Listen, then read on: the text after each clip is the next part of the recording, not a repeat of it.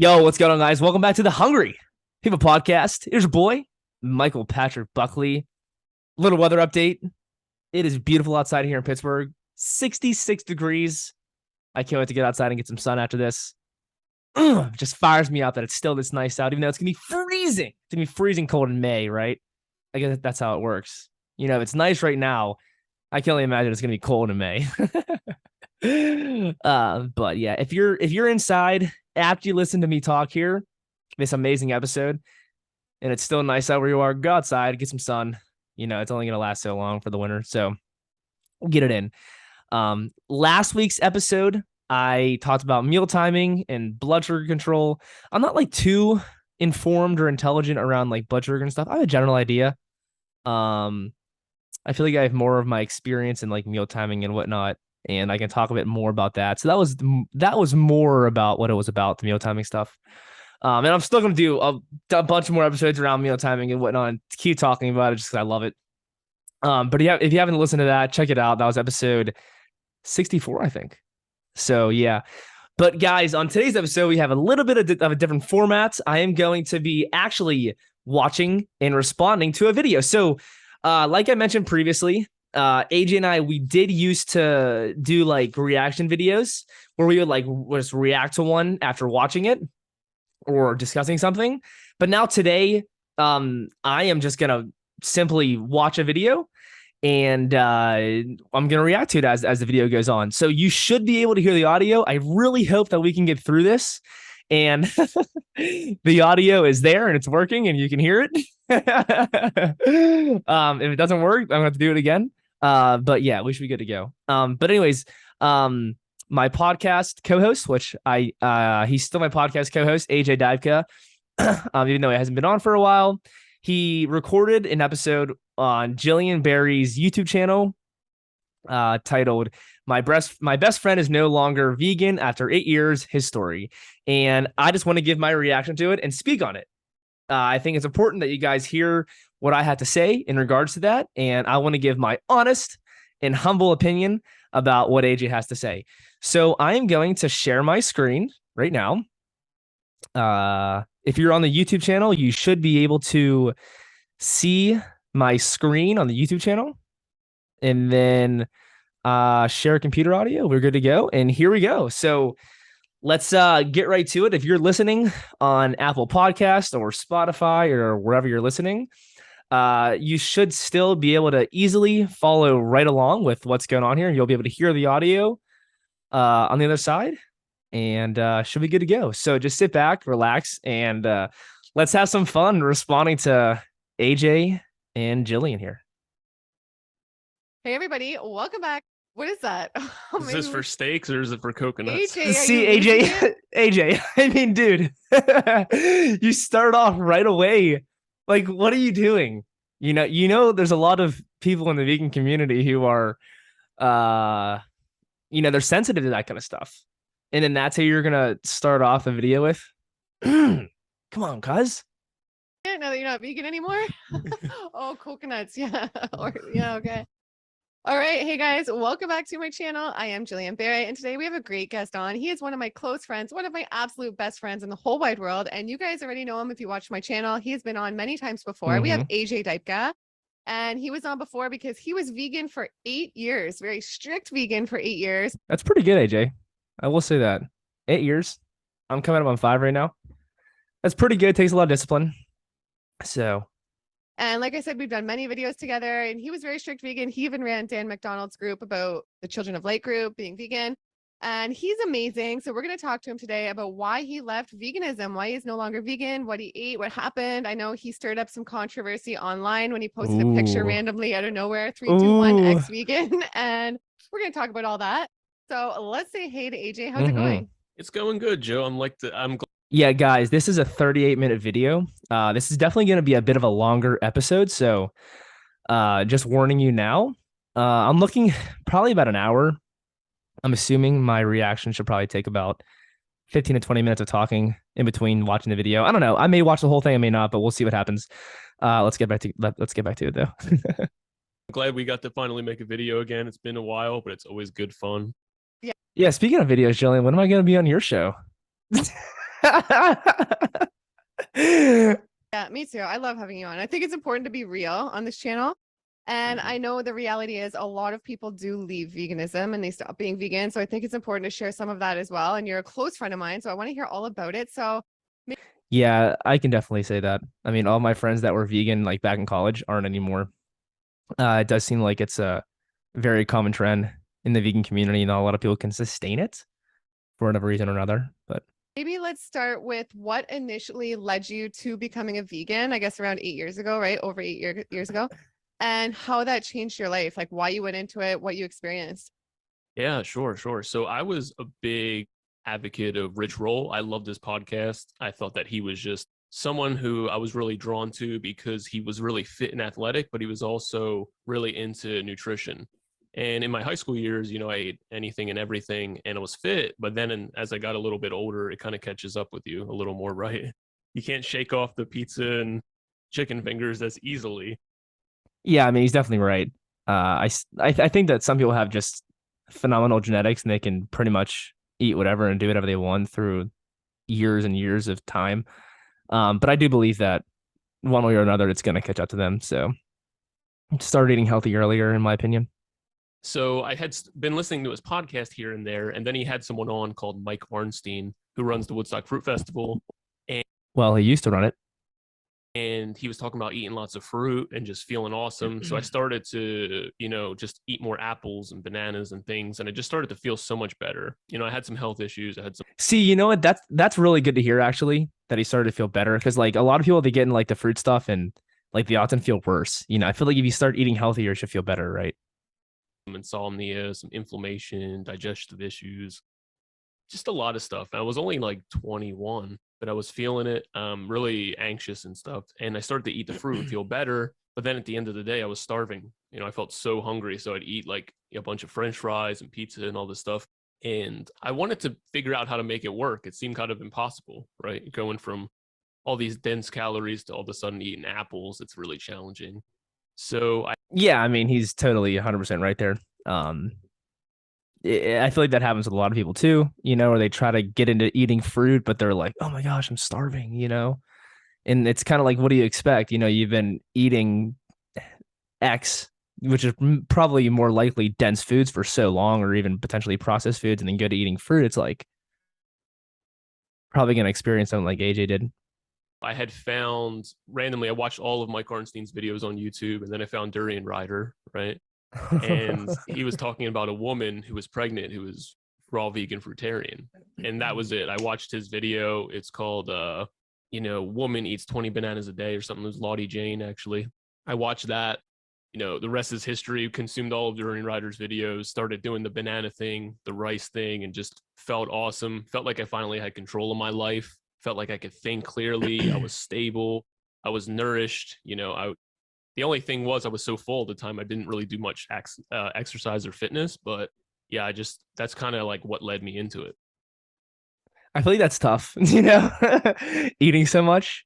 And that's like where the whole meal timing thing comes back in, right? But that is like kind of the idea that at least Durian Rider portrays people as like, just eat as much as you can, it's fine. And I think like he definitely took that very literally and was doing that. But that's something where at least even now for me, I'm realizing like, hey, dude, you don't have to eat that much, especially if it's making you not exercise. It's like, damn, dude, that's so tough. Wow. And so you noticed a lot of benefits, right? And that's why you stuck with it. Yeah. You were like, would you say it was like a very life-changing experience? Like when you started doing it? I thought I found the holy grail of life, which was the sleep, water, sugar paradigm. So it's like, make sure you're hydrated enough because you're not yourself when you're dehydrated. You're not yourself when you're hungry. You're not yourself when you're tired. And your weakest link, you're only going to be as good as your weakest link if you take care of those three things. They work together to giving you the stability, nourishment, and energy to sustain your life. So I thought that I had found that, and I was happy. I felt great. And how would you say like over the years you felt your best? Like, because I know there's different ways of eating and a lot of vegans are raw vegans. And I know you spent a long period of time raw too, or like you were raw on and off over the years. So what would you say, like when you were vegan, what made you feel your best? Like a day of eating that made you feel your best? Honestly, when I found Harley and I made the switch, I had watched one of Freely's videos, What's in Your Burger? and I just went vegan overnight. I think it was March 8th in 2014. And I'm like, I can make this work. And all I was doing, I would wake up, have a liter of water, have a banana smoothie. A couple hours later, have a liter of water, banana smoothie, and then I'd have white rice for dinner. So I was eating like 20 bananas a day and 2 to 3 cups of white rice. And I felt awesome. I had no need to change what I was doing. A lot of people would say, isn't that boring? And yes, it is boring. But if you feel really good from it, you don't care if it's boring, right? And at the same time, I did enjoy it. So if I didn't feel good, I wouldn't do it because I'd be like, this is too constrictive, it's too boring. But when you feel amazing and your life is back on track, right, you can justify it a little easier. Plus, it's cheap and simple and easy. Yeah. Yeah, I think AJ makes a really good point there, because people want to overcomplicate health and especially eating in general. And eating simpler meals is awesome. And like you were saying, I mean, it's simple, cheap, and effective, and he felt good. And I think something like that is I lost my train of thought. Yeah, I just don't think you have to overcomplicate it, and doing something like as simple as he was doing and feeling good, like who cares, like you said, if you feel good, keep it up, even though which I think he gets into this a little more, but doing bananas and rice only is a bit restrictive. But yeah, we can talk about that in a little bit. And did you notice over the years, some people say over the years they started to decline. Did you notice any of that? And is that what led you to deciding to not be a vegan anymore? I would say that it was kind of my own fault of having these snapbacks that were so kind of intense. And the first one being, I had done bananas and white rice pretty much. Of course, meals, sometimes here and there are different, but pretty much every day I was doing that. I went to Europe and traveled around, and I just ate whatever and came back. When I started to eat the same diet, I wasn't having the same results. So I started binge eating. I was eating like 6,000 calories and just not feeling good. And I feel as though if I'd never changed things up, it would have kept working pretty well. But because I had changed so dramatically back and forth, my body was kind of shocked. Does that make sense? Yeah.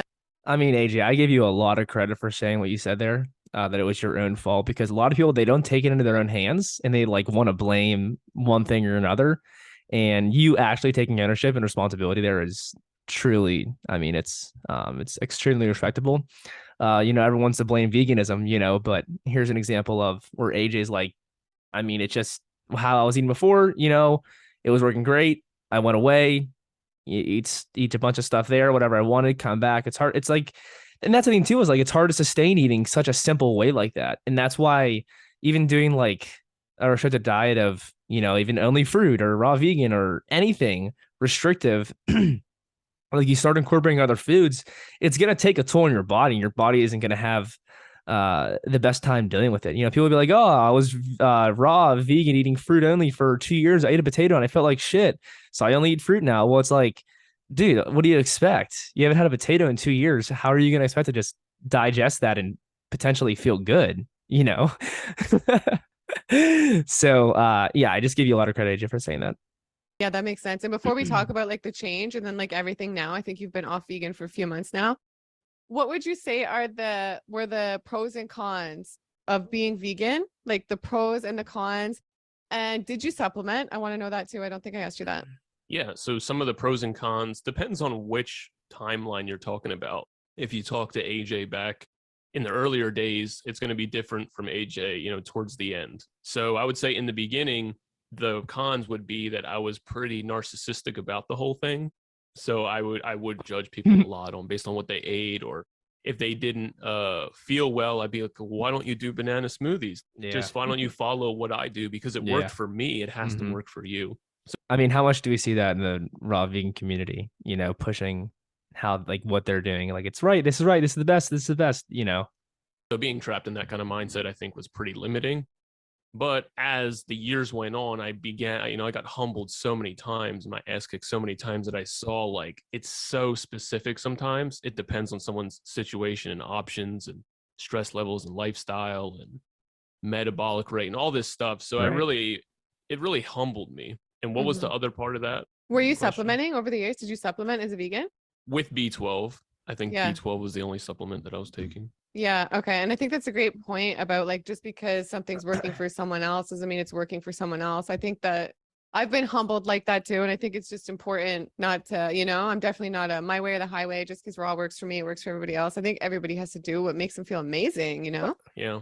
Nice, Gillian. And when Yeah. you experience both sides of it, I could have a banana smoothie right now and feel terrible. So it's like Yeah. before it Yeah. was literally day one, I'd have it feel great. Now it's like I'd have to like work my way into transitioning into eating it and start to see some of the benefits, but still some of the downsides. It's like this tricky thing. Yeah. And I'm wondering, like, did you have a lot of vegan friends and then like it shifted when you left veganism and like Ooh. how were you treated? Let's talk about like the transition. So one day you posted and a lot of people didn't know 321 X vegan. And how did that feel? Like what kind of What a picture. AJ, like when that came out, it just like isn't you in my opinion, dude. Like, look at that. backlash did you get? And like how was the whole transition? And are you still glad you did it? Yeah, so what happened was my brother was visiting and he was down and I didn't feel like I cared about being vegan anymore. And the only reason I was holding to it was because of what other people would think. That interests me. Because I've had doubts in the past of like being vegan, and AJ was like the one who like kept bringing me back, and he's like, "Oh, I want to be vegan. I hope to be vegan forever." So yeah, it's just, I mean, you hear all the stories of even like who's the one dude who was like 10 years vegan, Evan something maybe. I think he was kind of big on YouTube, and then now look, like, and there's plenty of stories of people who are like animal activists, vegan activists, and then boom, like ex-vegan. So, you just really never know. So my brother was down. My brother wasn't vegan. He used to be, but he isn't anymore. And we were like, let's go get some steaks. I said it actually. I was like, let's go get some steaks because I was at work and on Saturdays, they order us lunch, right? And Yeah. I didn't prepare enough food and was really busy. So I ended up just being like not prepared, no food. And I had someone AJ. at my desk and we were working a deal and I screwed up the deal. I had not saved the information, so I had to re-put it in. And the people at the desk were like, maybe this is a sign that we shouldn't get the car. And the only reason I made that mistake is because I was out of it. I was so hungry and exhausted and frustrated. So I told myself, like, all right, I asked myself, if I would have just eaten the lunch that they brought, would I have actually made the deal and, lead towards what will be a better life? So at that moment that night, I was like, let's go get some steaks. No, you actually just didn't breathe enough oxygen there and do enough breath work, AJ. I mean, come on, dude. You know the answer to that. No, I'm just kidding. But I mean, I think we all know that there aren't many vegan options no matter where you go. And especially if like someone's catering or if it's taken into your own hands, where you got to make the decision and bring something and you're not prepared, that's like step one is being prepared for that moment in time. I think that's why I'm pretty much successful is that pretty much anywhere I go, I always have food. And I've seen carnivore people on here make fun of vegans for that. Like, you can't even go anywhere without bringing food and stuff. It's like, yeah, I mean, I get it. It sucks. To me, it's worth it though. Um, and like I said, I'm usually prepared for most times. I mean, heck, I go to baseball. Like when I would play baseball in the summer for the past couple of years, like after finishing up college, I would always bring food with me, and everyone like looked forward to me eating my dinner and was asking me like, "Oh, what'd you bring today? What'd you bring today?" It's funny. Went and had it. And there was something about it. It felt very like, it felt right. It felt that like the camaraderie around going and doing it, it's like a bonding thing. Whereas like if we went out and we had some, vegan lentil soup at a restaurant, it wouldn't feel the same at all. Yeah. I So think I had Yeah, no, I agree with that too because there's times when my friends are like, "Hey, we're making steaks tonight. Like, let's go come out over have dinner." I'm like, "Okay." Like I come, but obviously I don't eat a steak. I bring food, or I mean, I'll do like a vegan option, like a vegan steak or Impossible Burger. I don't know, whatever, just to like kind of quote unquote fit in, And once again, like that does suck. And I agree with AJ. Like, yeah, going to get vegan lentil soup versus like, hey, let's go get steaks. I definitely think there's a big difference there for whatever reason, I definitely do think it is more like bonding. And I don't know if it's because of the animal or because of the environment, the restaurant. I don't know. Or it's just I do agree though. it'd had be it. hard. Yeah. Sorry. Go ahead. No, yeah. So I had it, and there was just something that clicked about it. I enjoyed the experience. And then 2 days went by, I worked with people. I started eating at work animal products, and I figured it would get out pretty soon. I'd be another raw Vana. So I'm like, I better make a post about it, just let people know. And I kind of told MP, I texted him and he didn't believe me. And then I just uploaded it. So no one knew it was coming really, but I just wanted to do it. I was actually excited about it because I'm like, I'm sick of being in the bubble, the paradigm. And yeah, I didn't expect as much backlash as I got. Yeah, I mean, I can see that. I definitely didn't believe him when he when he did. I completely thought he was joking around. Uh, but yeah, and the whole bubble thing there too, paradigm. Yeah, I mean, I get it. I'm still in that. Um, and I plan on still being in it, you know. I guess it's just kind of how it is. But Yeah. And okay, and then the backlash stuff. I mean, I think he did get a lot of backlash, which you see what happens online on when people do it. Like, there's a lot of shitty comments and stuff, you know.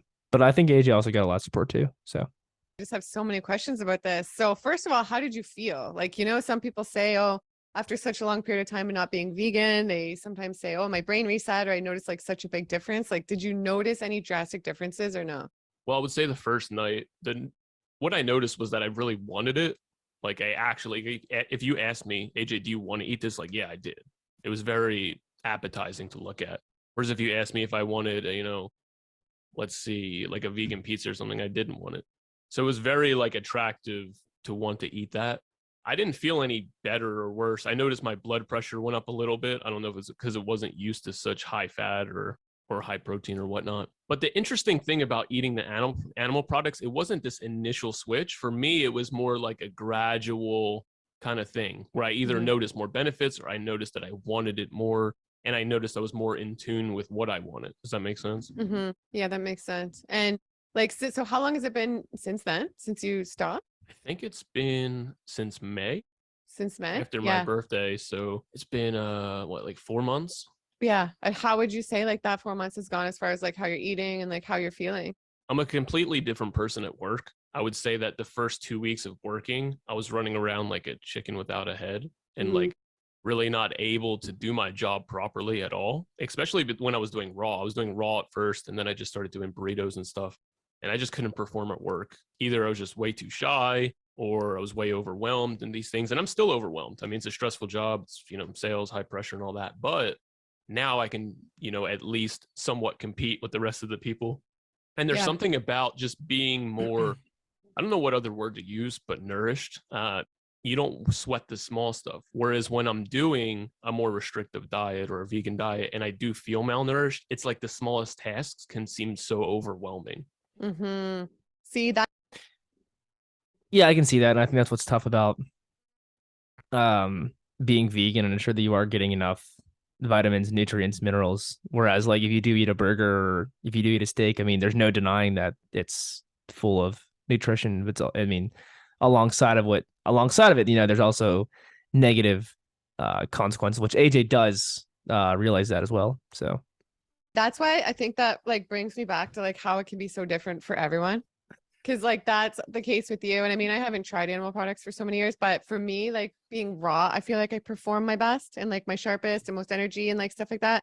And I think if I were to have anything else, then I'd be like more brain fog and like moody and like, I don't know. But okay, so I want to ask you too, like you brought something up about how like social aspects, the camaraderie, stuff like that.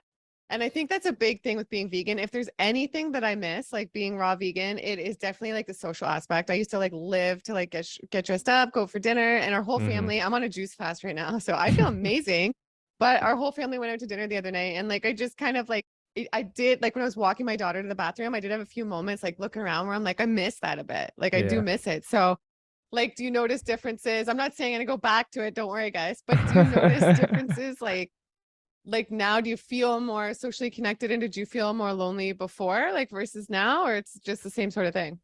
Yeah, Joan, I think you make a lot of good points there. That's why I mean, that wasn't like the main reason why I stopped being raw, but it's just really hard to socialize and sort of quote unquote be like a normal human and be a raw vegan.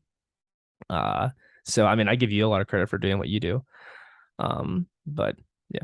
Well, I think the lonely thing's only relative to how well you're doing. Really be super, isolated if my results are really good. But when your results aren't that good and you're isolated and you're, broke or whatever, it all combines and it's like feels really bad. So I just wanted to say that because if what felt best was to be isolated and do the things that like for yourself that you're doing, I think it's worth it. But of course, like who doesn't want to go and socialize and have fun and share some food and go out?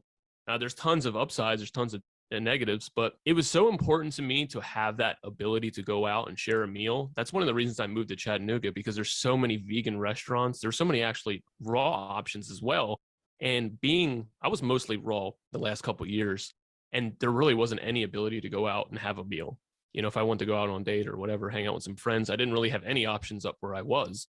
So coming down here, there's places like Southern Squeeze and Cashew and stuff that I could go and at least have like a meal and be social. So that was really important to me. Now I have the entire city at my fingertips, so that feels really cool too. But it is important. For a long time, I would say for years, I was just so isolated, and it doesn't feel healthy to not be able to have any options, in my opinion. Yeah, absolutely. And I just want to say too, when you did like raw and vegan, like you did cleanses too, right? Like you really took it serious. So for anybody watching, like I'm really close friends with AJ, and I know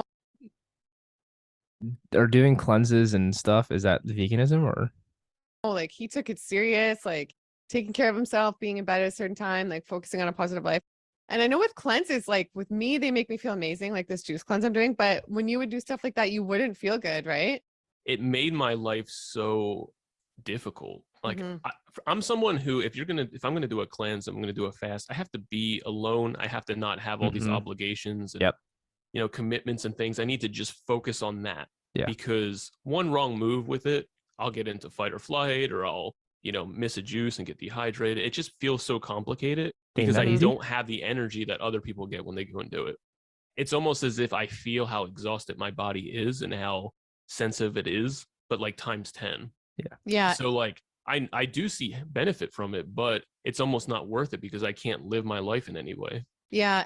And that's what I don't get about people online who are like, juice fast, do this, do cleanse. Like you actually physically cannot be a normal human. And I mean, Gillian, she said she's on a cleanse now. Like, kudos to you, it's really hard to be a normal human and work a job, full-time job, and be on a juice cleanse and still work out and still try to get like amazing health results while doing that. Like you do need to be like in a perfect environment, alone, hiding. And like, who wants to do that?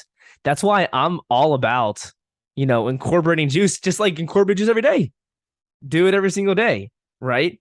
It's not going to be the exact same results as being on a juice cleanse, but just drink juice every day. Make it a part of your life. Make it sustainable in your life. Don't just like do that stuff unless you're deathly ill and you're dying and you have to do that. And I still wouldn't even say to do that. So it's just crazy seeing what people like promote online and stuff. It's sad. Did you check your blood work over all the years and see like, was there something missing? Is that why maybe like you were feeling that way? I've gotten everything tested so many times. I've had scans, I've had blood work, urine analysis, everything, micronutrient testing, and just it never shows anything. They never have an answer for anything. I know. I feel like for you, it must have been so frustrating too, because I know you really well. And I know like how much you were dedicated. Okay, Gillian.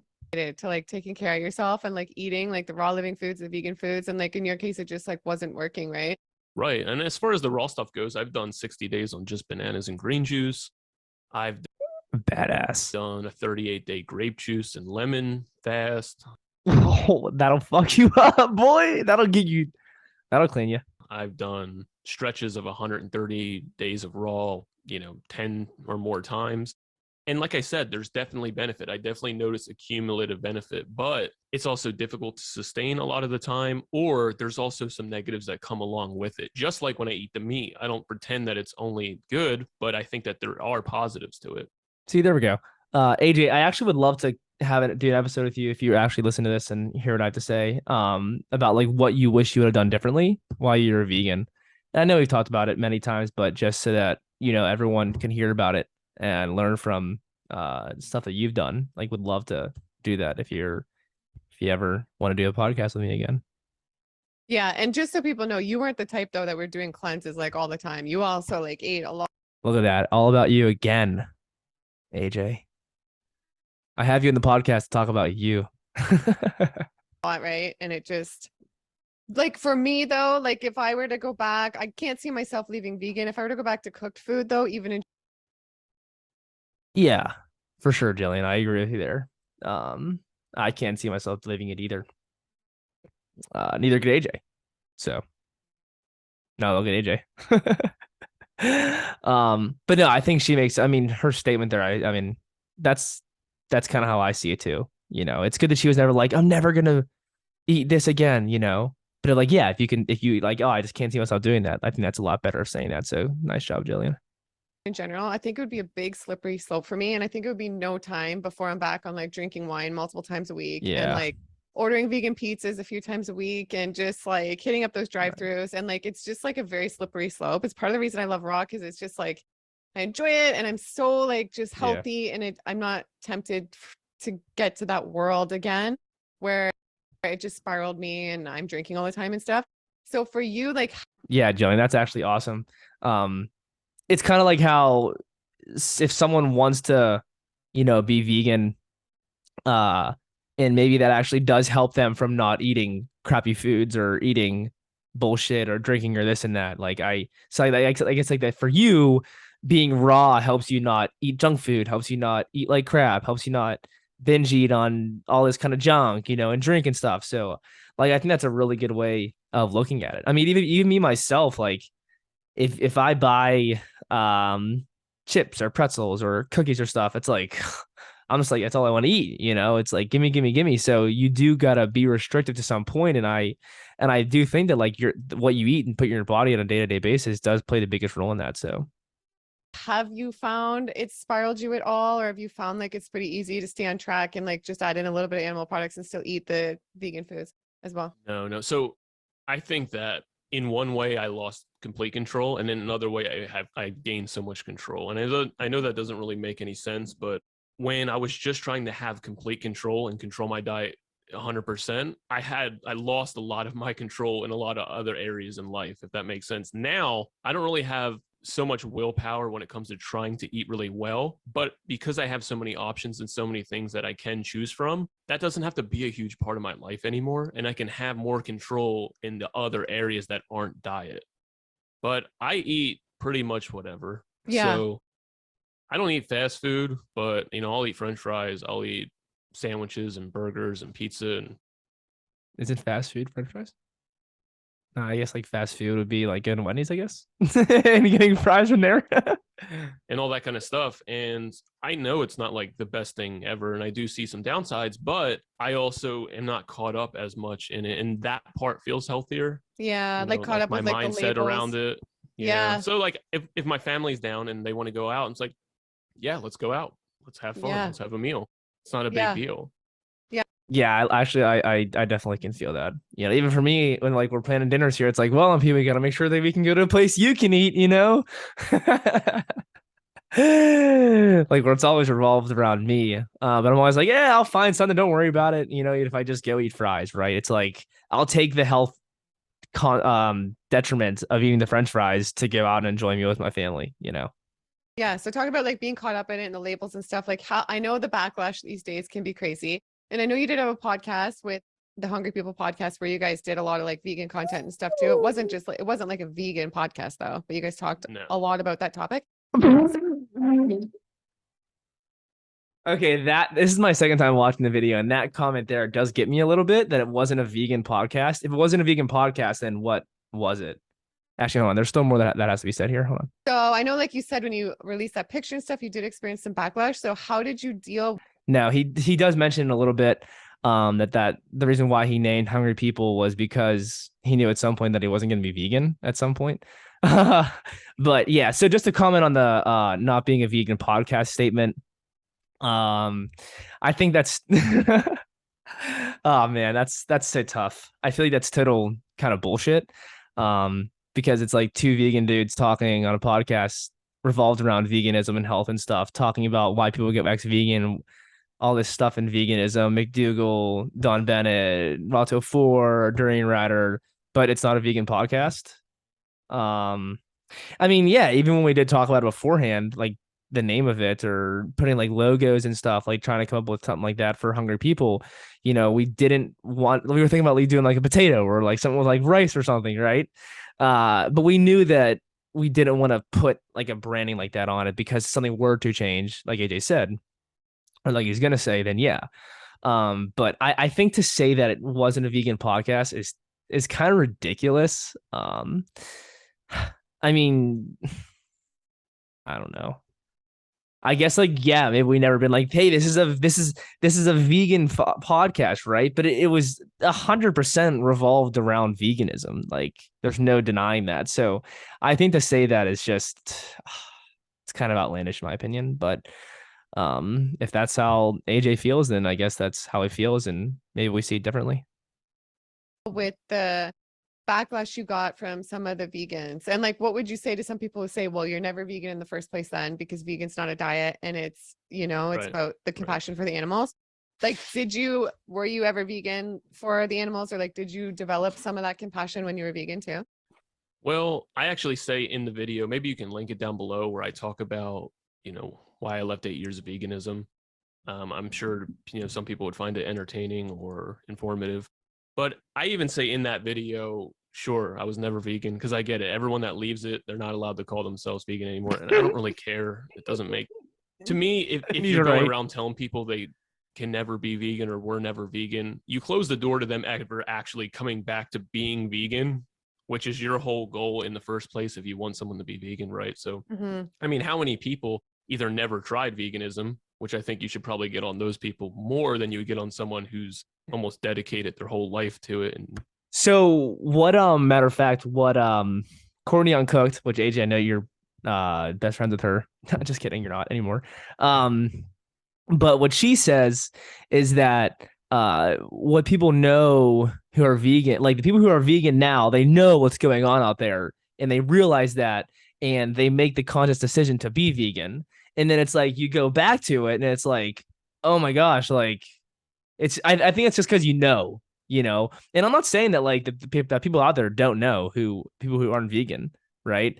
Like, I'm sure some of them know, no one wants to know where their food comes from. Let's be real. It's horrible. So, but no, he makes a good point there too, though, that yeah, it should be the people who aren't vegan, we should definitely be getting on them more, but it's like, why don't we? Right. And I guess that comes back to like Courtney's point, trying to make it work, etc. But also, like, tons of people leave veganism and come back, or they leave the plant-based lifestyle and come back. Yeah. I learned probably 3 or 4 years into the whole thing, like, I want people to actually eat and do what they want, because I just become unhappy trying to have other people do what I want them to do. Yeah. Even in family relationships and things like that. It doesn't really make any sense to me anymore. I feel like I just have to interrupt for a second and say too, sorry. I feel like that's the most godly attitude too. I feel like God wants for us what we want for ourselves. So I feel like that's more of like a loving and compassionate and godly attitude too, to want for people what they want, even if it's not. But at the same time, I understand people have, like, even as a raw vegan, I've developed some of the compassion towards the animals too. I didn't go into it for ethical reasons at all. I have developed compassion, but yeah, sorry to cut you off. Go ahead. No, you're fine. I went into it actually seeking it because of health, but then when I found Freely's what's in your burger, I saw like the animal torture stuff, and it's horrible. I mean, no one can deny how terrible it is. And for a long time, that was my why to make sure I stayed on it. But something about talking with MP actually and doing the podcast and watching certain videos, the more and more people I talked to that were either vegan or left veganism or thinking about it or whatever, I just completely don't see a fine line anymore. To me, it's all the same. It's all very whatever you need in the moment. I know that people kind of draw that hard line and they would never cross it, but I see people as the same despite what they eat. And it's horrible what happens with the animals, but I mean, I don't have a way to justify it. Honestly, I eat it, and unfortunately they suffer. Well said, AJ. Well said. And then you made a point there too. I guess, did you mean that like animals are gonna kind of die regardless? So I don't feel like going back either. Anyways, let's just fast forward. I just like am so against the whole dairy industry, and I'm not judging anybody who eats it at all. I used to eat it all the time. Yeah, I dairy used to have a sucks. favorite sheep's cheese from France that I was addicted to, and it was like my favorite thing ever. But I think just like those cows, like they get them pregnant and then they take the babies away and then they milk them. And like you see the cows like bawling their eyes out and the baby crying because like they have the same feelings as us, right? So I just think, imagine someone did that to me. I birthed the baby and they did that. That would be even worse than like Yeah. someone just taking my life. I'm serious. That would be like hell on earth. So like I just think the dairy thing's crazy. But yeah, I don't think people should judge people. I think Yeah, the whole dairy thing is kind of nuts. It's really fucked up what those animals go through, and that's what's crazy. Where people are like, "Oh my gosh, I don't give a fuck," carnivore diet, meat, dairy, eggs, cheese. Fuck you, dude. Like, oh man, like what those animals do go through is I mean, it's awful, and it's like, how do you stop it, right? Um, it doesn't do anything to judge people when they leave, when they come back, when they're doing this, when they're doing that. And like I said, though, at the same time, I understand with like the compassion for the animals and they're defending the animals. But at the same time, I think it makes people want to run the other way. And I've said that many times on my channel. I'm not like that. And I mean, I'm still best friends with you, even though you're not vegan. And I know some people might say, well, you're not a vegan then, Gillian, because your best friend's not vegan and you're supporting, like, people have gone so far to like send me messages like that. So maybe I need to go by raw foodist. Like, yeah, those people are crazy. I mean, I'm best friends with two hunters. And guys who cook steak right in front of me and eat it right in front of me. I mean, I don't know, because these labels, sometimes you feel this pressure and it comes along with like such a dogma that is so not me and such like a discriminatory thing. So anyway, yeah, with the I actually backlash, wanted to interject there for 1 second, just say, like, I thought about it a lot, how I wanted to come across. Actually, when I named Hungry People, Here I we go. made sure to make it not something vegan because I knew at some point there probably would be a time where I'd contemplate not being vegan anymore. See, there it is. That's what he said there. What I mentioned earlier. And where you would contemplate not being vegan anymore. Um, yeah. I mean, I've contemplated it many times. I'm still gonna like it's gonna always be a contemplation. There's gonna always be a question around it. It's never gonna stop. It's like it's only gonna stop until I'm not vegan anymore, right? Like, like, um, but yeah, I feel like that wasn't really the reason why. I mean, obviously that's not like the main reason why he named it Hungry People.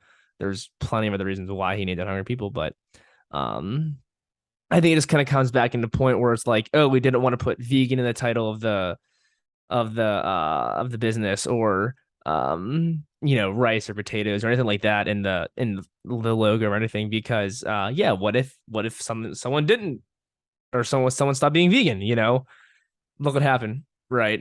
I mean, our whole podcast is our whole quote unquote not vegan podcast has been pretty much crucified almost. Um but yeah. So I thought about it a lot over the last probably year and a half. And I didn't want to come out and be like any of these other ex-vegans where they just talk trash about vegans and they hate veganism and it was created every problem in their life. But then you walk a fine line of getting attacked or slandered, and you're kind of like, you're trying to be, real about something, and people are upset about that too. Yeah. I could have pretended, could have Right. just people are just ate upset no cakes matter and what you pretend do. it. Yeah. People are offended no matter what you do. And yeah, some Yeah. people leave and they get very angry at the community and very extreme. Like that one guy, I'm not going to say his name or say what the festival was, but that one guy that threatened to take everybody out at a festival, which was pretty freaking nuts. Yep. So some people just, I mean, I Nuts. don't know. I have a lot to say on this topic. I don't know, but I'm wondering too, like, okay, so you got some backlash, you got some DMs and whatever, you dealt with that. You handled that pretty well. And I'm wondering though, like for me being raw vegan, I feel like very spiritually connected. I don't know, when you went vegan or raw, did you notice any like feeling more spiritually connected and more loving and more compassionate? And did you notice a change then now that you've returned to like putting things like animal products or pizzas or stuff in that vessel of yours, AJ? Or stuff. Yeah. I would say that when I went raw till 4 high carb, I got less spiritual, 100%. I was very critical. But I had control, which felt really good. I was in control of my emotions. I wasn't easily frustrated or angry or anything. It was just, the term carved up. I was carved up. You couldn't offend me. So with that came a lot of a bit of narcissism, I would say, because a bit. Durian Rider, he was kind of like the person who was leading me through this. He was really against like meditation and all the spiritual people who are kind of just saying what they want to say and then they sell you stuff. So I kind of like pulled back from all of that, and I was more about, being straight edge, being vegan, being fit, and kind of like isolated myself in that way. And I would say until I got into raw, that's the only time where I kind of feel that type of connection that you're talking about. I feel, Yeah. I always think I feel can more agree. humble when I'm there. I always feel more gentle. I always feel, sometimes I get more frustrated. So sometimes I'll get angry, whatever, because for whatever reason, maybe I'm facing something. But I would say that when I'm raw, or God forbid, when I'm on a juice fast, for sure, I actually feel as though I had an ego death on that juice fast, Wow. which is probably why we get along so well. Yeah, we get along really well. And would you say, and I'm not like, imagine I cut you off because you're no longer vegan. Imagine I was like, we can't be friends anymore, AJ. It's it. I'm not like that. Maybe some people don't like me because of that, but I'm not like that. My family's not vegan. I mean, Jillian, if people are like that, screw them. I mean, you definitely don't need a T1 in your life. That's for sure. So I don't know. Tell me in the comments down below, guys. Do I need to remove my title in my banner that says raw vegan? Maybe I need to put raw foodist and start saying that just to avoid I just like to avoid the drama and the hate. Well, I remember it was funny. I remember telling you that I was thinking about it. And then 2 days later, or a day later or something, I did it and I texted you. And then you said like, oh, wow, but then didn't respond for like a day or two. And I thought you were pissed. No, I was just busy. I think I was busy. I forget. No, I wasn't. Yeah, it's I funny know, but I thought you were. I was like, oh, crap. I was pissed. I will say that. Actually, I don't know if I was pissed. I was just like, honestly, shell shocked, flabbergasted. I legit told AJ, I was like, dude, I need like a couple days to like let this get to me. Like, I'm not really sure what's going on. That's what's funny about texting or like messages, you can really interpret things the wrong way sometimes. Yeah. But no, I wouldn't judge you at all. I mean, I support whatever you want to do for yourself. Oh, no, yeah, you were great. Yeah, I think that's the best attitude. And so I'm trying to think what else we should talk about. I'm wondering, like, so do you feel happier now? When did you feel happier? Now that you have been a few months in, you can really get a sense of both lifestyles. What made you feel happier? See, when I hear these questions, I think of like timelines. There's just so much involved. I would say that I like what I'm doing better now. As far as happiness, there are parts of my life that are a lot happier, right? But there are so many things involved that can make things stressful and harder. So I don't know. I feel like it's too open of a question unless I get so specific. Yeah, you probably like doing what you're doing now. It's just because like there's absolutely zero restriction whatsoever. It's legit. You can do anything. You walk into a restaurant, you can order anything you want. You don't have to, oh my gosh, I gotta drive an extra 15 minutes to go to a vegan restaurant, or oh no, they don't have this there. We gotta go over to this Whole Foods because they have that vegan option better, I mean, I'm sure that definitely has something to do with it. Things are good, I would say. There's a lot to be done to improve my life, and I'm working on it. I don't think I can do it. I don't think I could do it as efficiently or easily as I would be able to, eating this way. Yeah. And do you think you'll ever return to being a vegan? Well, I don't know if I don't think I'd ever return to being plant-based or vegan unless it was raw, just because I don't see any benefits unless I'm raw. Unless If I you're raw, eat yeah. rice and I eat potatoes and I eat beans, I feel horrible. So Yeah. That's the thing. Like, I feel, Why do you think that is, AJ? Do you think that was the diet? Do you think that was what you've done in the past? I'd be curious to hear your thoughts. I feel so amazing on raw. So it's like, it would be hard to not be raw. Like, nothing changed my life more than the day I went raw. Totally just transformed me. it's just not appealing. Like the green juices and the salads and things are very appealing, but when I think of like big smoothies and starch meals, it's just not appealing. Yeah. And I'm That's wondering, what I like, your love. family, like your close family, were they supportive when you were vegan, and were they supportive when you left vegan? I know some people have a hard time with their family. A lot of families like judge them for being vegan. So how was that? Well, when I went vegan, a lot of my family went vegan. My brother, my sister, my cousin, his wife, all these people went vegan. My cousin Will and his wife went vegan, but now no one's vegan. Yeah. Except my sister. My sister's still vegan. Because people like don't have a real why as to why they're doing it. They're just like, let me do veganism. Let me just go vegan. It's not like that's not how it really works, in my opinion. Like you got to have a real reason as to why you're doing it. Yeah. And do you kind of have the attitude? Like I know a lot of people when they leave vegan, but when you leave vegan, do you feel like that's not the diet that's meant for us? A lot of people start channels against it and think like that's not meant for the human body. These people are promoting like the worst thing ever. Is that kind of like an attitude you've sort of developed or no? Or do you think that people can still thrive on it? No, people can definitely thrive on it. The problem is when we're ignoring our signals that because of our intentions. So like if you feel like we've said, I'm going to repeat myself, but like if you feel really great and you're doing great, that's awesome. Keep doing that. We want people to feel good, want people to look good and perform well. But if you're just eating because you think you're supposed to and you're doing terrible, that's not really a good sign. I think a lot of vegans lose that. At first, they see the benefit, they feel good, but then over the years, because they've bought into the diet so much, maybe they start YouTube channels or Instagram or blogs or whatever, and now they have that behind them and that pressure behind them, and they think they have to find a way to make it work, and they're starting to develop issues, whether it's a deficiency or they're losing too much weight or gut issues, and they're ashamed that they're failing their diet, they're failing the people that they've bragged about it to and everything, and that's the tricky part. They're no longer listening to their system. I'll tell you what, when I started eating the products, I thought about eating a bean burger and it made me sick just thinking about it. Not because it would have made me ill, but I just didn't want it. But of course, a bean burger sounds good when you're hungry and you have no other friggin' options other than a tofu burger.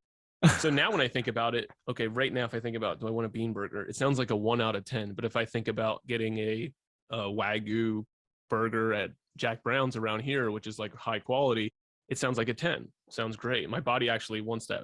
And you could say that's parasites, you can say that's candida or whatever. And there's always going to be some truth in that kind of stuff. But at the same time, there's definitely some big BS when it comes to the detox community, blaming everything on that stuff. I think it creates eating disorders because you don't know what to do.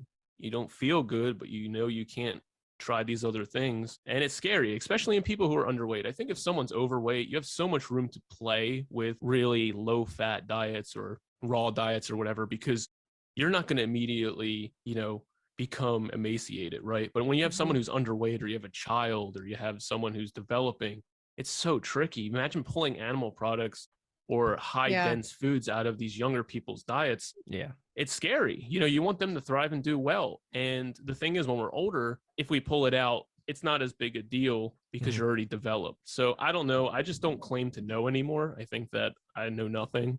And me too. I think so too. Yeah, I think that's pretty good, AJ. And I definitely can attest to that too. And I even think about it. I'm like, oh, like what happens if I have kids? Are my kids gonna be vegan? I mean, first I gotta find a girlfriend first. But I think like, oh, how are they gonna go to a birthday party and they just not? I mean, like, son, sorry, you can't have any of this food or anything that's here. Like, how do we go about that? It's just like, oh man, it's so sad thinking about it all. It's really sad. But yeah, I mean, those dense foods for those kids, I think, are definitely important. 100%, no doubt about it. I want people to do well. So whatever that means for you. I love that. And do you feel like you were eating enough? Because I know that's a big thing people say. Like they say whenever vegans fail, well, you just weren't doing it properly. You weren't getting the supplements. You weren't eating enough. Do you feel like you were eating enough calories each day? I think that the people who claim to know what you did wrong, like they know it. They're not guessing. They're not like, I think this is what it is. When they know, I mean, that's not narcissism to me. I think it's really unhealthy behavior. But of course, there were times where I didn't eat enough. And I was very vocal about that in public. But what happens when you can't eat because it makes you sick? Of course, you don't eat enough. But that's the whole problem, right? So there were times where I ate surpluses way too much. I was eating 8,000 calories a day. I was still failing. I was still failing then because I didn't feel good, right? So I would consider that a failure. But then there were times where I was eating 1,200 calories and I gained 20 pounds, doing green juice all day in a salad. Yeah. That's not enough calories, but that's the best I felt. So like, and then people say because of the 1,200 calorie diet, that's why I failed on veganism. I would say the opposite. I would say the reason I failed at veganism is because I thought I had to stuff my face so much all the time, Right. Yeah. Mhm. and it led to Mhm. issues. Yeah. I think AJ is definitely an anomaly here, and he knows that. He knows that he's an that he's an anomaly. And we talked about it every single time. Like legit, there's stuff where it's like, oh, calories in, calories out is the best way to lose weight, right? So if you cut your calories, you're probably gonna lose weight. Like AJ's the opposite, it seems like. And all this other stuff, he's legit the opposite of like what's quote unquote normal for most people. It's actually kind of ridiculous. But yeah, I mean, I think he makes good points there too. Like even people like Doreen Ryder, I mean, they do make it seem like, hey, stuff your face, eat all this food, carb up, carb up, carb up. And I don't want to blame him. It's just his message. Like it's not his fault. I guess you kind of just gotta experience it and get through it. And it sucks, because I've been there too. And I'm finally like in a place where I'm like, okay, I'll just eat enough food and I'm good. I don't gotta like fucking keep stuffing my face. Even though like I will have those days where I'm like, yeah, I kind of want a little more and I'll eat a little more, right? But yeah, you just gotta experience it for yourself. That's pretty much all I can say. Mm-hmm. And for me, I know like a lot of people say they're like, I know you weigh more. So your weight, you weigh more now, right? Like what was your weight when you're vegan versus now? This is actually the most I've ever weighed, I think. Wow. And I'm still skinny, Do you know how much weight you've gained since you left being vegan? Yeah. So I left it. I started at the car dealership. I sold my first car. I was like 145 pounds. That's the photo I sent you. Yeah.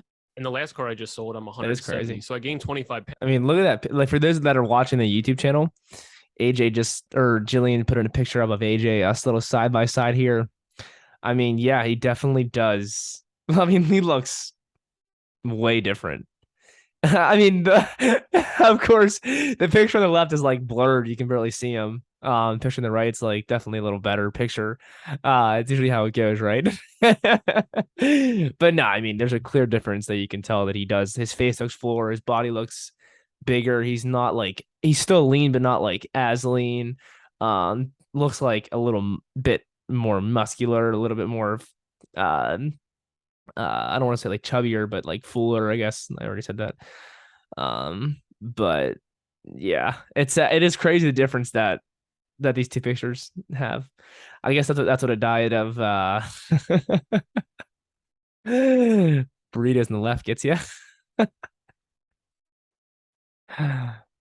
Pounds in like 3.5 months. Wow. And the thing was, I was eating cooked vegan. I was eating 10 burritos a day, and I was at the weight you saw on the skinny photo. There we go. So yeah, like, I'll try put the that calories were there, right? What kind of I burritos, just maybe AJ? wasn't absorbing them, or it wasn't the right thing. I don't know. Oh, But you I were was eating ruining enough them. calories. Maybe you didn't get out the mucoid plaque, AJ. Yeah, I mean, you're eating enough calories, but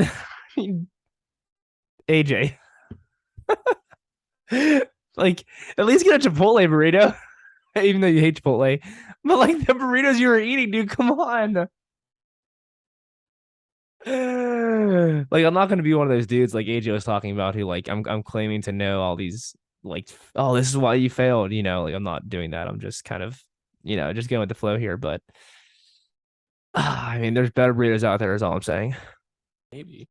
That's why it's so different for everyone. Cause like, see, for me, sometimes people will say you're thin, Jill. I'm like, what? I think if they could see me full length, they wouldn't say that. But I weigh 125 and I'm 5'7", and I You know what, actually Gillian? It's funny you say that because I saw a picture of myself. I was like, damn, I look kind of skinny. But like when I'm naked, I'm like, damn, I look fucking good as shit. I'm like, damn, like what do people see? But that's also the thing is that we live in a world where everyone's overweight, everyone's obese. It's like it's normal to look inflamed. But then when you lose the weight and you do look a bit leaner, people are like, you look sick. What's wrong with you? You don't look healthy. And it is sad. It's kind of messed up. I mean, Gillian, I haven't, it's hard to tell our video, I know you post pictures on Instagram. I mean, you look great. You look phenomenal. But it's really sad to see like what people say out there, so it's kind of just like, don't let them get to you. Like, I feel like I look good. I'm chilling, bro. What's up? more now than before I was vegan, before I was raw. So like it's different for everyone. That's why I think it's important to share your story. And I don't know, maybe it'll upset some people on my channel because it's more vegan content, but I think it's more real too. It's real. And you've been on the channel before. Yeah. And I just love making videos with you, sharing real stories. And so I want to ask too, when you like, you were even running Sharing real Dan's group, Dan stories. McDonald, who's really well known, Yeah. long-term vegan. So how was that when the whole, because you had a pretty important role in that, running his group. I think you were doing lives on there with them and supporting them and stuff. How was the Mhm. reaction there? Did like with Dan and with the group, was everything positive, or did you get a lot of heat from that? Because I mean, it must be hard for some people when they have a role in the vegan world, or like you said, Mhm. they have the Instagram page or they have built a following around that, and then they want to like Right. shift, whether it's vegan or not vegan, whether it's like anything. I'm interviewing somebody, this guy Perry, and he had a meat truck and it was super successful.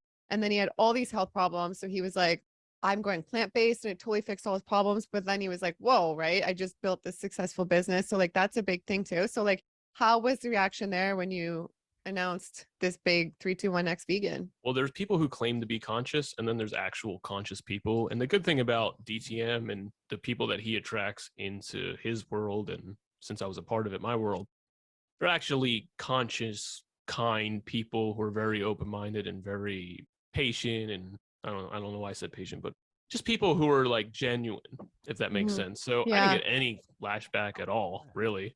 People were kind of curious, if anything, but very supportive. I mean, everyone's so kind. I think you and Dan were the only two that immediately gave me complete positive, reaction and feedback. Dan reached out to me. He said, AJ, is this true? He called me actually. And I was like, because he seen it on Facebook that I posted that. And I was like, yeah, it's true, Dan. He's like, good for you. Most people wouldn't say anything.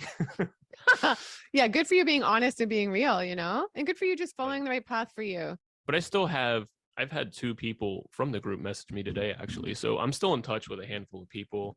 I Good. learned a lot from the group, and I have nothing bad to say about anybody. So That's good. And is there anything that comes up right now, like Nice, that you can AJ. think of that That's maybe cool. you said like people have had questions about you leaving? Like, is there anything that comes to mind that you think people would be wondering in the audience that you want to share about like the change and everything? I actually got a lot of private messages outside of the negative ones that people were saying, hey, I did the same thing, but I haven't said anything. Or, Yeah. oh my God, it was the best decision I ever made to leave veganism. I feel so much better. My hair grew back. I actually have a libido again. And that's what's so tricky, because then there's people who go raw and they gain all that stuff back, right? So Yeah, that was like it's me. so, It's yeah, weird. it's Yeah. so independent.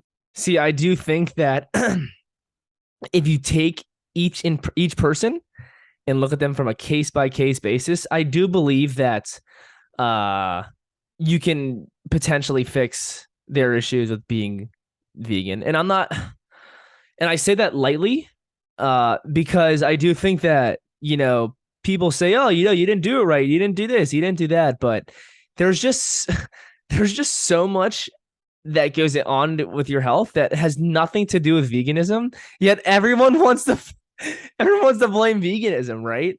Like it's just, I don't know. It's kind of crazy.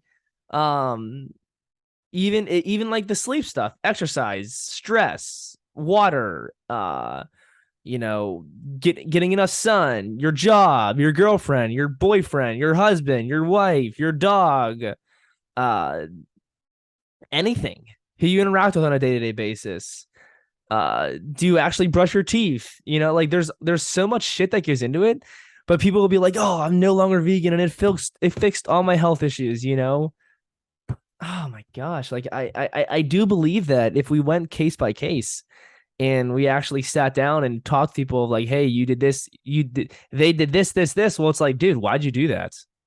Like, clearly you're going to have issues. No, I'm not saying that like everyone can be fixed by veganism. That's not the case whatsoever. I'm sure a lot of people do get great benefits from going back and eating meat. 100%, no doubt about it. But it's just crazy. And I think that the whole thing that we should take away from this is like, think of yourself as an individual, right? When you Mhm. don't, you lose yourself. You lose who you are. You lose your needs. Now you're eating to fulfill the needs of other people, which Yeah. does not sound healthy. Yeah, that does. Yeah, he's right. Like even me myself, now I've talked about this plenty of times in the podcast. I even did an episode about it, where I said like I have no reason to not be vegan. But this is something that I brought up to my friend the other day because he's like, dude, what the heck, man? Like, are you gonna keep being vegan, or like what's going on when we go out and have a steak? And like all my friends say this.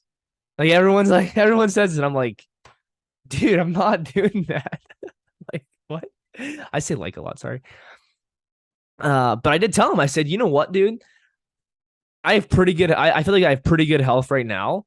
And I'm not saying that like my health would be exponentially better if I do what I'm about to tell you, but I don't know. It'd be interesting to at some point to see and try it.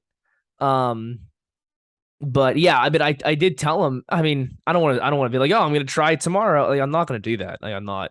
Like, I'm fucking locked in on what I do with my life and how I eat. Like, I don't see myself changing, uh, for the foreseeable future here. But I did tell him. I said like, oh, if I potentially would want like ultimate, I don't want to maybe like not ultimate or even like peak health or whatnot, but I did say like I would probably, add in eggs once a week, maybe a meat product once a week, and potentially like dairy from a local farmer once a week, right? And I even said like, oh, maybe even cheese too, because it really is it's so hard to tell, because there's a lot of plant-based people out there who talk about replacing meat products with plant-based products and stuff. And I know there's a lot of plant cheeses out there. I think if we're being real, that like a lot of those plant cheeses just aren't like they're just not that good, you know?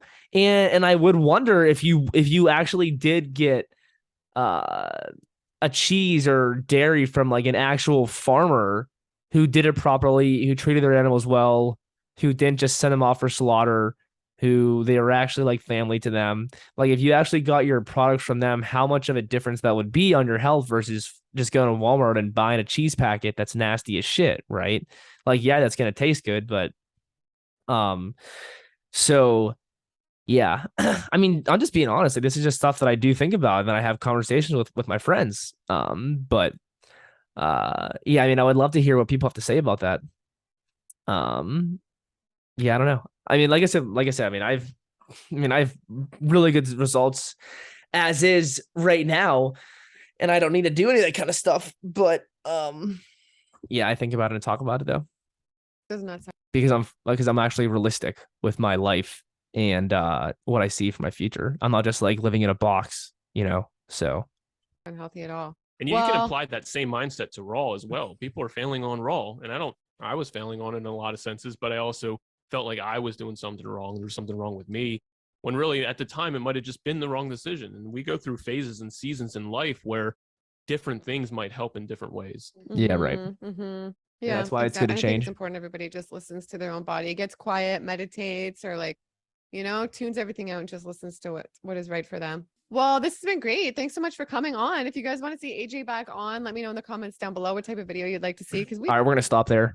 Stop share, I think here. Stop share. Yeah, okay. All right, we're done there. Well, that was it. I hope you guys enjoyed that episode. I guess it wasn't really much of like a typical podcast, I'm sorry. I don't have like this cool ass room where I'm gonna sit back, have someone over, and we can just chat it up and it's videoed and cool stuff like that. Like, this is what it is, Trust me, I wish I had that. I wish I could do that. It'd be super. Imagine if we were like in a big room, big cool podcast room, talking about that, having a separate computer where that was playing, and that'd be so much cooler, right? But this is just what it is. So that was today's podcast. I actually plan on doing this a lot more, so get used to it. Get ready to listen. I actually would like them to be shorter because this is actually some of my favorite content that I watch on the internet. I love hearing what people have to say to certain videos, like reacting to them and stuff. But I do think sometimes like these longer ones, this is probably a little over an hour. I'm not exactly sure. But it's just what's the word? I don't even know. It's just overdone. It needs to be shorter, I think. So I would like to do shorter response videos or reaction videos. But yeah, I hope you guys enjoyed that today. Please leave any comments, questions down below. AJ, I am expecting a response for you. I do expect you to listen to this. I actually did want to give a final take, and all this kind of stuff. Something that I wanted to mention during the podcast. AJ, he did mention that he was doing, and once again, like, I'm not trying to like sit here and pretend like I have the answer to all of AJ's issues. I don't whatsoever. I'm not pretending like I know anything, but I do want to react to like how he was eating though. If you do only bananas and rice, that is an extremely restrictive way of eating, no matter what you say. And even listening to one of my favorite vegan YouTubers, OK Raw. I mean, he's all about eating nutrient dense plant foods, getting as much and as big of a variety as plant foods into your diet, into your gut, so that your body gets used to it, your body can digest it, so that you can handle different environmental factors, that you can handle different foods whenever you eat it, and your gut isn't just so sensitive and volatile. You want to have a strong gut. You want to be able to pretty much digest anything to some extent. You don't want to be eating fucking Twinkies and shit and bullshit like that and be like, oh, look, yay, I can digest it, which I'm sure those actually are pretty easily digestible. But you should want to have a strong, compact gut that can handle pretty much most foods, and that your body can take on those foods and not react badly to them, So I think doing something so restrictive as like bananas and rice, I mean, it's just, in my opinion, it's just like it's just a disaster waiting to happen. It's like you're just pouring, what is it? You're pouring gasoline on a dumpster fire. Is that what the name is? Yeah, it's almost like you're just waiting for it to come. Like, even with my experience of doing stuff like that, even if you would just add in romaine lettuce to that, I'm not kidding, like walnuts or a nut, like almonds, I actually think that you would even get better results doing that. Like, can't even lie. Bananas, walnuts, romaine lettuce, rice. I mean, I think right there, or even if you did, let's say you did bananas all day, and let's say you did rice, you cook rice, you take some nut butter, you sprinkle some nut butter on there. Maybe you want to add a little bit of hot sauce or some other kind of sauce, and then you have romaine lettuce and you do romaine dotes. I think that right there is better, than just doing only rice. Like, there's just zero nutrition in any of that. I mean, not zero, I lied. I think you can consider bananas somewhat nutrient dense. I mean, yeah, rice has some nutrients, but it's nothing compared to a lot of other products out there. So even getting vegetables in, some vegetable, even just like adding tomatoes to your rice or something, not just doing only rice. But I mean, I can agree that doing something like you said, keeping it simple and having simple meals is phenomenal. That's what I like to do. It's great. It's the best. You don't have to overcomplicate it and think that you need 7,000 ingredients in your freaking chickpea recipe, like, you can just add the chickpeas. But yeah. So my point there is that eat simple, don't overcomplicate it, but ensure that you are getting enough nutrient density into your diet, and not just like doing fucking rice and bananas. So but with that, I hope you really enjoyed that. Gonna be doing more of it. Once again, AJ, I expect a response from you. I expect to see a comment down in the comment section, or at least a text or a call or something to talk about it. Anyways, guys, stay out, be great. Always keep it 100.